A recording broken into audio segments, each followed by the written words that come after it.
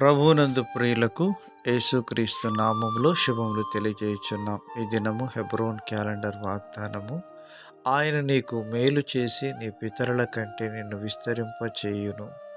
ద్వితీయోపదేశ కాండం 30వ అధ్యాయం 5వ వచనంలో దేవుడి మాటలు తెలియజేస్తూ ఉన్నాడు. దేవుడు మనకు మేలు చేయాలని ఎల్లప్పుడూ ఆయన చూసేవాడుగా ఉంటున్నాడు. కానీ మనము ఆయన మాట వినక, ఆయన యొక్క ఆజ్ఞకు లోబడక, మన స్వచిత్తానుసారంగా మనం తిరుగుబాటు చేస్తూ వచ్చిన కారణాన్ని బట్టి ఆయా రకాలుగా మనల్ని దేవుడు శిక్షించి తనదైనటువంటి విధానంలో దండించి తిరిగి తన యొక్క వాక్యము ద్వారా మనల్ని దర్శించి మనల్ని తన యొక్క మార్గంలోనికి తీసుకొని రావడానికి తన దాసులైన ప్రవక్తల ద్వారా దేవుడు మనకు తన చిత్తాన్ని బయలుపరిచేవాడుగా ఉంటున్నాడు.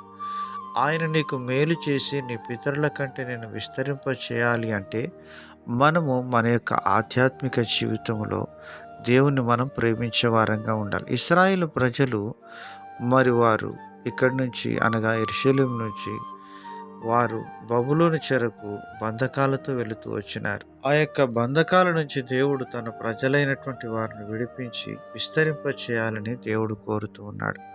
ప్రియమైనటువంటి దైవజనమ, మనం విస్తరించాలి అంటే, వర్ధిల్లాలి అంటే మన జీవితంలో దేవుణ్ణి మనం ప్రేమించే వారంగా ఉండాలి. రోమాపత్రిక 8వ అధ్యాయం 28వ వచనంలో దేవుని వాక్యం సెలవిస్తుంది. దేవుని ప్రేమించు వారికి అనగా ఆయన సంకల్పము చొప్పున పిలువబడిన వారికి మేలు కలుగుటకై సమస్తమును సమకూడి జరుగుచున్నవని దేవుడు సెలవిస్తున్నాడు. ప్రియమైనటువంటి దేవుని ప్రజలారా, మన జీవితాల్లో దేవుడు మన కొరకు అనుగ్రహించిన ఆ మేలును మనం పొందుకోవాలి అంటే మనము ఆయనను ప్రేమించే వారంగా ఉండాలి. యెషయా గ్రంథం 1వ అధ్యాయంలో అంటున్నాడు, మీరు నా మాట విని సమ్మతించిన యెడల భూమి యొక్క మంచి పదార్థములు మీరు అనుభవించి మీరు క్షేమం పొందుతారని దేవుడు మాట్లాడుతున్నాడు. ఒకవేళ మీరు సమ్మతింపక తిరుగుబాటు చేసిన యెడల ఖడ్గం పాలవుతారని దేవుడు సెలవిస్తున్నాడు. ప్రియమైనటువంటి దేవుని ప్రజలారా, మనము దేవుని మాటకు లోబడినప్పుడు మన జీవితంలో మనము దీవించబడమే కాకుండా మన ద్వారా అనేకులకు ఆశీర్వాదం దొరికేదిగా ఉంటుంది.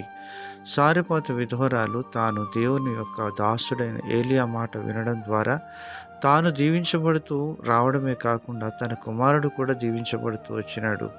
మెట్టుకు కరువు నుంచి వారు కాపాడబడుతూ వచ్చినారు. అలాగ నీవు దీవించబడి నీ కుటుంబానికి దీవెనకరంగా ఉందువుగాక.